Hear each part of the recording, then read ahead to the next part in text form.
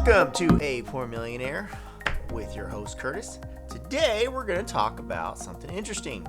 I got a message on Instagram from a guy who had a question for me, and it was a legit question, and I said, well, why don't I just make a video and I'll put it on YouTube, and then he can get his answer, and then everyone else can get basically the same answer. So let's go over the question. Hey man, just finished watching your latest video on YouTube. Your videos are pretty good. I guess that's good. I don't know how you can keep talking like that. Well, obviously I'm long-winded. I'd run out of things to say, ha ha ha. Anyways, I was hoping you'd let me pick your brains for a few minutes if you're not too busy. I of course responded, thanks for watching. It's a very new channel. How can I help you? And this is his long question, so this is awesome. And this is a good question, guys.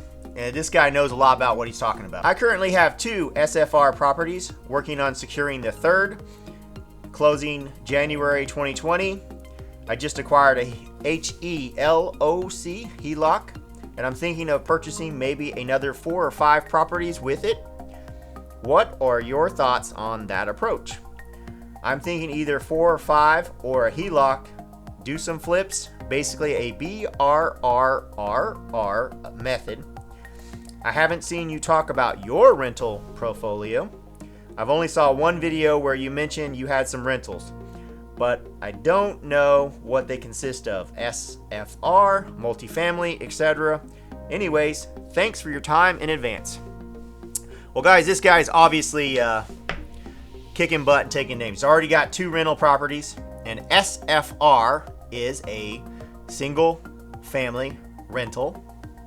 So that's just basically your standard house is SFR. A lot of advanced terms here. HELOC stands for Home Equity Line of Credit, obviously. So you're pulling money out of your house, right? All right, let's talk about HELOCs for a second. Anytime you're taking money out of your house and you're getting a loan on it, obviously, it's a little bit dangerous, so we should start there. When you're doing investing, obviously sometimes you're going to take from an asset to give to another asset. Your home being your most valuable asset, you've already owned it, or I've paid off the loan a lot, and now you're down to a lower amount, and now you have a little bit of equity in your house, and you can use that money to go buy another house. Now, this all depends on if you are in a good market and you have a good house lined up and you know for a fact that all the numbers are very solid. Everything is math, and you got to check your numbers. You need to know exactly how much money you're going to make, how much profit you think you're going to make. You got to know how good of a neighborhood you are in, and what's the likelihood that house is going to be empty. How long is this going to be empty? What's the basic going rate for rents? Now, you can use Zillow a lot of times to check the basic rents. You can use Zillow to check the basic prices. But that's just the basics. You got to, hopefully they've got pictures of both. They've got pictures of the houses, so you can make sure you're comparing a nice house to a nice house or an ugly house to an ugly house on what the rental rates is. Obviously, you'd like to buy an ugly house, fix it up, and then rent it for nice house prices. That would be the goal if you're in a nice area. Now, obviously, if you're in a low-income area, you buy a super ugly house. You fix it up where it's decently nice, and then you rent it out, and you're going to get good rent, probably the top rent for that area. Obviously, you don't want to be putting in granite countertops and stainless steel appliances if it's a low-income area, and the rents just aren't going to justify that. So everything is a math problem. This is how I've done every investment I've ever done. One time I went to, my real estate agent called me up and he said, hey, I've got this perfect property. It's like $150,000. And I was like, and on top of that, the owner's going to carry the note. And I'm like, okay. And it was an 8-plex. And this is a long time ago, so I got really lucky. Well, I walked in the 8-plex, I looked at I walked into every unit to make sure that people were living there, make sure everything was working. I flipped on some lights, walked out, did that for all 8 units just to visually verify nothing was falling down, it wasn't falling out, and all the units were rented. And that's the thing, all the units were rented. It's the ugliest building ever, but it was a nice neighborhood. sort of nice. Now, nice that they were putting in brand new buildings down the, couple streets over. I was like, hey, it's brand new apartments coming in a couple streets over. It's a somewhat decent area. The likelihood that this is going to stay rent, this property is going to keep its value is pretty high. But the building was looking like it was falling down. Lots of different ways. The stairs were made out of spare scrap metal, but it was solid. I mean, when you walked up down the stairs, solid. No issues with the stairs. Later on, I did have a building inspector come out and tell me that he thought it was missing something. So I had a welder weld in some more iron just to make it look like it was more structurally intact. But actually, it was probably the most solid stairs I've ever been on in an apartment complex because it was made out of solid steel. Solid steel, all welded together. It wasn't going anywhere. I mean, obviously, I've been on some rental properties. You're walking on wood and you're just like the whole thing's wobbling, and I'm like, I've got to replace this whole thing. There's no way you can let a tenant go up there. He falls off, he breaks something, you're getting sued. Your insurance is going to not be happy. Everybody's going to be up in arms. But the basics here is on this property, I walked in every unit. I looked around. I already done the math before I'd even shown up. Walked up to my agent. I said, I'll take it. And he's like, Curtis, that's what I like about you. You make a decision instantly. And I was like, I've already made the decision on the math. The math was good. I checked all the math. I said, okay, I'm going to get $400 or $500 rent for each apartment. I could probably fix those units up a little bit, get an extra 100 or so per unit. I'm buying it for $150. The guy's carrying the note. I mean, what's there to think about? It's an 8-unit, right? I knew that the price was good. The land, the dirt, literally the dirt that I was buying was worth $150. All right, and I was buying basically the building for free, and I was going to get rental. It was a no-brainer. It was a absolute no-brainer, and that's what you want. You want to, especially when you're first starting out investing. You need to make sure that you do your due diligence. You've got to go out there and pound the pavement. Make sure you understand the area.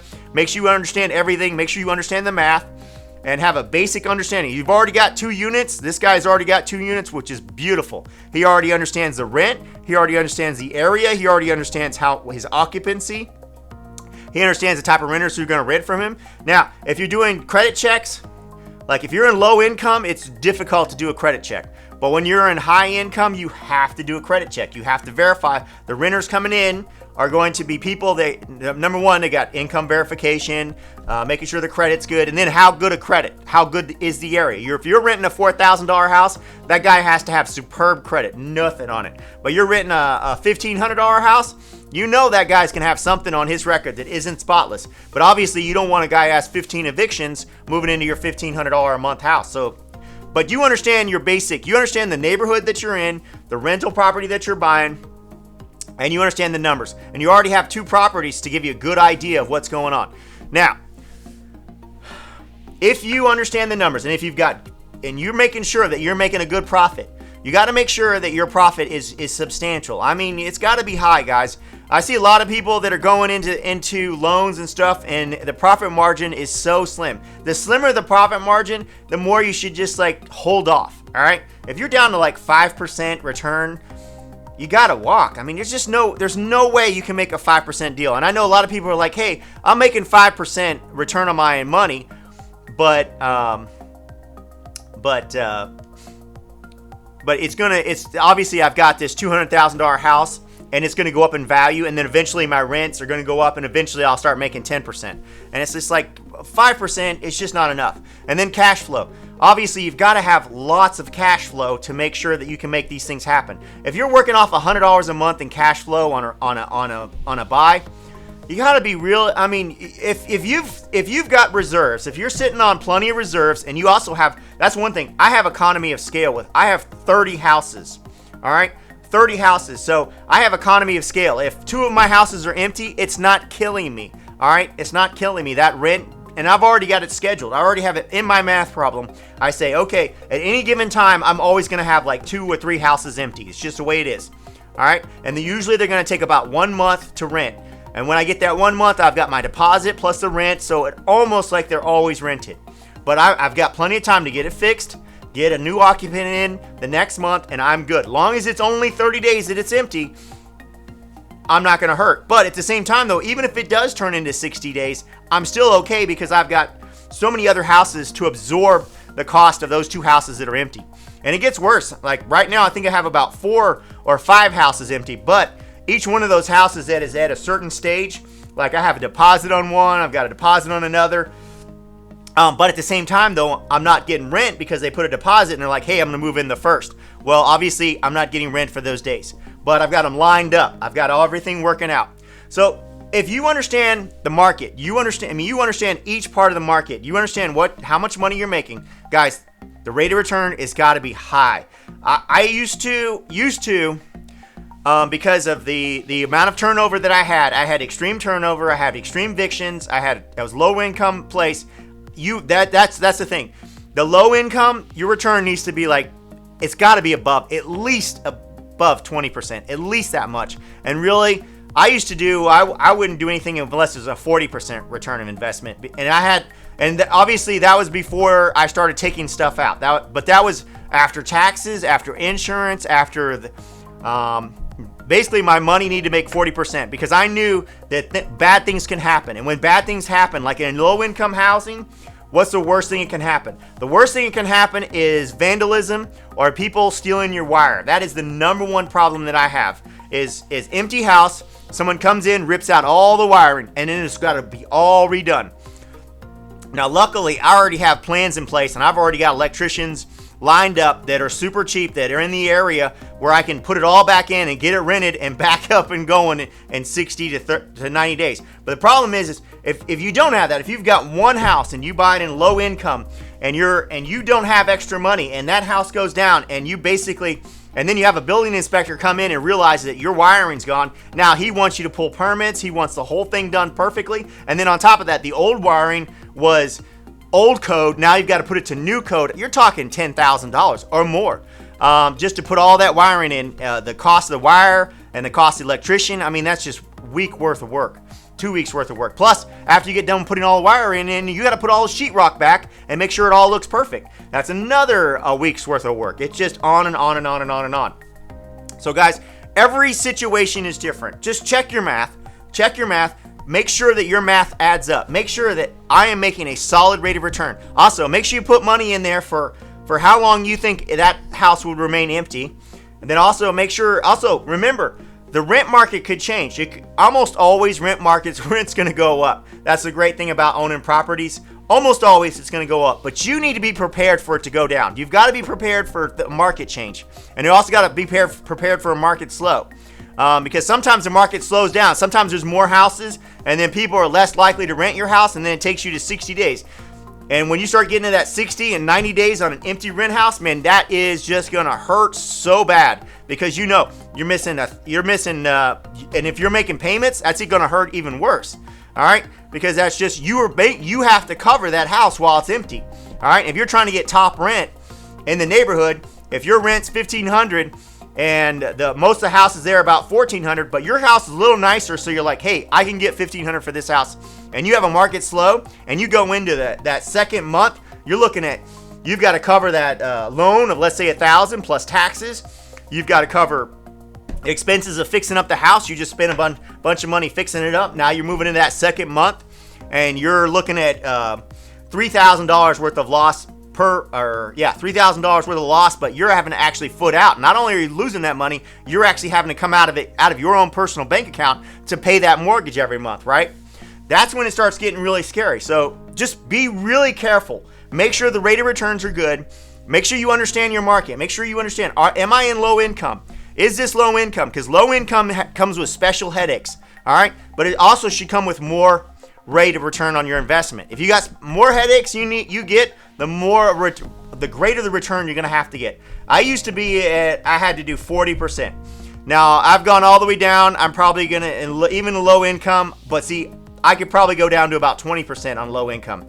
But see, on that 20%, I have an entire crew of people that all they do is fix houses. I have everything set up. I have an entire crew of people to do every little tiny thing that I need them to do. I've got somebody to show them. I've got somebody doing my bookkeeping. I've got it all worked out. So I understand my neighborhood more than there's like one other guy who has a ton of houses, more than me. Another business in my neighborhood, or the neighborhood that I buy house, it's totally low income. Everything's low income. So understand your neighborhood. Also, understand where your neighborhood's going. Maybe your neighborhood's going down, or maybe your neighborhood's going up. Obviously, you'd like to buy into a neighborhood that's going up in value, but that creates special problems. Because as the neighborhood goes up in value, then you have to upgrade the house. Plus, also, sometimes the city comes in and they start just, yelling and screaming at you, threatening to sue you because your house is the ugly duckling on the street, and you've got to do upgrades, and you got to put in fences. And sometimes, you got one city guy tells you come in, put up a fence. The other city guy comes in, tells you take it down. And what they're doing is they're just messing with you because you got the ugliest house, and it makes them look good, like they're doing something, right? So just look at each individual. Look at your math. Your math is the number one thing. If you're making money and it makes sense, then do it. All right. But remember also your risk. When you're taking money out of your house and you're putting it towards buying other houses, it's a good idea. But if you do it wrong, you could lose a lot, because your house goes empty and you can't cover your rental house. Two of your rental houses go empty for 2 months. You need to be prepared for that. You need to have that extra money sitting there. So you're going to have to save up some savings. All right. You also need to save up savings to make sure you have your rent covered. So when things go bad, don't count on that money. That rental income, don't count on it. Don't live rental paycheck to rental paycheck. You cannot survive. It will not work. All right. Especially when you're doing 5 houses and you don't have like 30 houses. I have 30 houses. So each month, I know at least 2 or 3 of them are going to be empty, at least that many. So, and I've got that figured in. And I know each month that I'm going to have, probably about $5,000 worth of stuff that needs to be done. That's all in my budget. It's all figured out. It all worked out. I understand what I'm doing. It's the same thing with you. You need to figure out how much is it going to cost me for the odds and ends, and what is my break-even point? And by break-even, you still need to be making a profit and a return on investment. You've got to hit that. You need to figure out where your sweet spot is. But you've got to have that cash flow so you can make sure. Don't be buying into deals where you got $100 worth of cash flow. That's just not going to work, guys. It's not sustainable. Don't overextend. Be on the safe side. Look at a lot of houses. Make sure you understand the neighborhoods that you're moving into, the neighborhoods you're buying houses in. Make sure, and try to get that's the other thing. Try to get all of your houses in the same neighborhood. All right, in the same vicinity, so it's so easy for you to go check on each house. All right, don't get one house like 30 miles south and one house 30 miles south. I mean, you've got an hour in between houses. If you need to check all your houses, you have an hour drive from just one house to the other, plus the drive to them. I mean, you're looking at 2 hours just the drive time, right? And then what if you got to make extra trips? And also when you rent out houses, you need to make sure that you're as close as possible, so when you can go meet a person, because when you go to rent a house, sometimes people make appointments and they don't show up. So try to make multiple appointments. That's what I usually do on our houses, but I've got a guy who does it, and he makes multiple appointments for the same house on the same day, and we just go one right after. But he lives in the neighborhood. He's in the neighborhood right next to the house. It is a 5-minute drive. So there's so many things that go into this, guys, and it's hard for me to say every single little thing. But just do your homework. All right, check your numbers. Make sure you're getting make sure that the money that you're making is giving you a good rate of return, a solid rate of return for your level of headaches. Now, obviously, the nicer the house, the less the neighborhood, the less the headaches. But at the same time, though, the nicer the neighborhood, then the higher the rent, and the more likely that if that house goes empty for a month, or worst case 2 months, you're going to be hurting. All right? So just be careful. Take baby steps before you start doing big deals. Please understand, obviously, this guy has already got 2 rental houses, so he's well on his way. All right? This is an excellent case study for a person who's ready to start making some bigger steps. All right? But at the same time, though, you've got to make sure you have that money in case things go wrong, in case you've underestimated. Because you could see a bunch of houses in the neighborhood that are $1,500 a month rent, and then you're like, well, I can easily get $1,500 on this house. You put it up for rent, and then you realize, well, you know what? All those houses aren't renting. And sometimes people put houses on Zillow, and they're not actually there. So you got to check how many days that house been on the market for rent. If that house has been on the market for rent for like a year, then something's wrong with it. It's not a real legitimate rent house. It's the same thing with buying houses. You got to make sure that the houses you're buying in the neighborhood, that those are real legitimate. They're not auctions. Just make sure you fully understand the value of the houses you're buying in the rental area that you're buying. Make sure you understand the neighborhood. Make sure you buy them as close together as possible. Make sure that you understand the type of people that you're going to be dealing with, whether you got high number of people being evicted, it's low income or high income. And then the different problems. And also, high income sometimes takes longer to rent. Now, obviously, high income, you can start renting and showing properties before the person even moves out, because the high income person gives you the 30 days and you have it set up. But a lot of times when you're doing rental properties, they don't give you 30 days. In fact, they don't even tell you you're moving. You have to go by and actually knock on the door and say, hey, you still there? You haven't paid rent this month, right? So just do your due diligence, pay attention. Remember where you are on this scale. Am I in low income or am I in high income? And where am I? How much rent is that neighborhood getting? How much value the house is? What's my percentage of return? What's my cash flow? Cash flow's got to be good.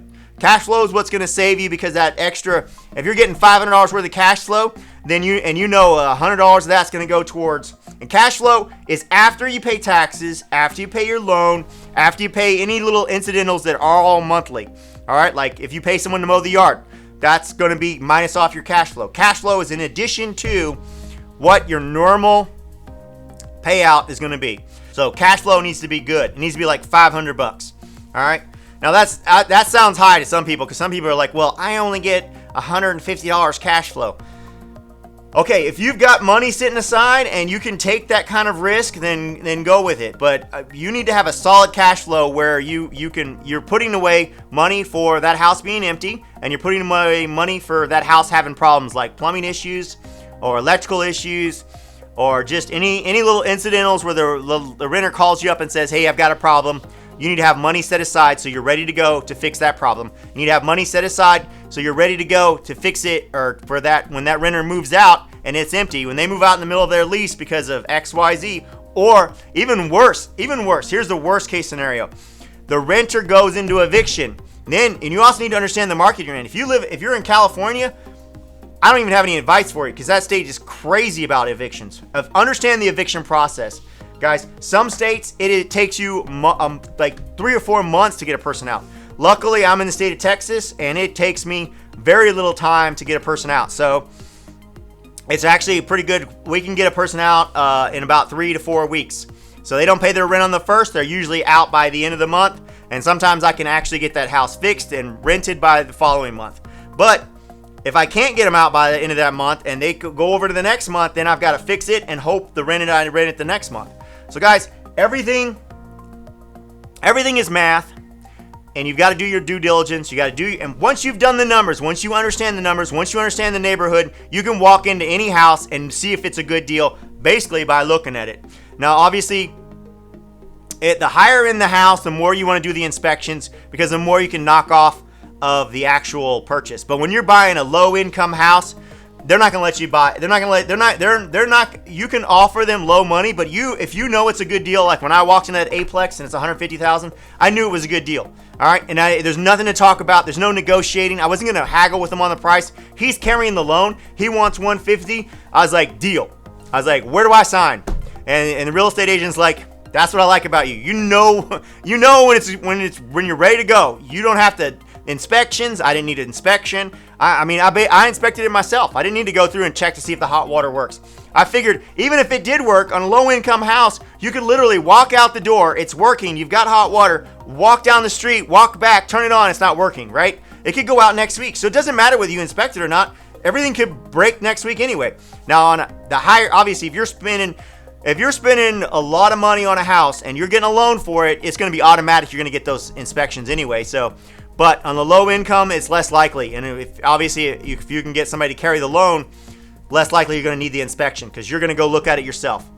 And if you've got a general idea of construction, general idea of how wiring works, and a general idea where plumbing works, you know what to look for. You know what the problems are. Plus, if people are already living there, obviously they're doing pretty good. Obviously, everything's working. All right, guys, I appreciate you watching this, and I hope that all of you guys are buying houses and in real estate. I wish you good luck. The guy that sent me this question, I really appreciate it. I'm going to go into more in depth on every single one of these things as time goes on. I'm probably going to start a whole YouTube section or playlist just on real estate, how to buy it, what to do. But everything, guys, I've got to give you an overview. I can't give you exact yes or no. I mean, yeah, if you gave me a deal, I could say, okay, this deal sounds good. But even then, it's like I haven't gone and looked at the neighborhood. I haven't looked at the houses in the neighborhood. I don't understand the rental market of that neighborhood. Everything is just general ideas and general principles on how you should do it, right? And it's good that you get your thoughts in order and get it resolved, get the math right, make sure you understand the eviction process, make sure you understand the renters and the neighborhood and who you're renting to. Guys, I really appreciate you tuning into my channel.